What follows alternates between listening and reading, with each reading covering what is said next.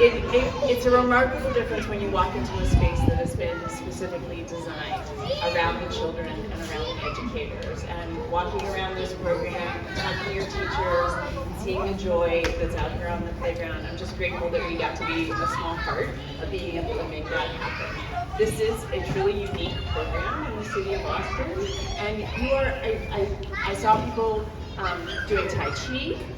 I saw volunteers from the senior program working in the early childhood space. You have a food pantry running today. You are truly at the center of meeting the needs of the community, and we are grateful for the work that you're doing here and to be a partner in any aspect of that, especially the joyful play aspect of that. So we are really fortunate this year that we are announcing an expansion in the number and amount of funds that are available for our early education and care facilities.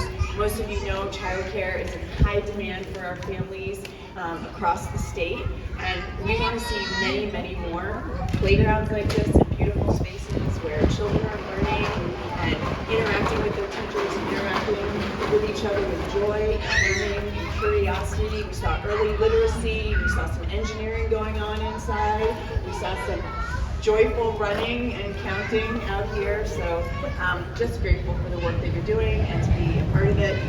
The last thing I want to say is I think this represents sort of the best of what we can do in the Commonwealth. We have state partnerships, we have our community friends working with us, we have our state legislature here, we have the city of Boston, who's also a critical partner in making sure that we're creating greater equity and access to high quality early childhood education like you are and we are together today. So thank you so much for having me, for the work you do every day.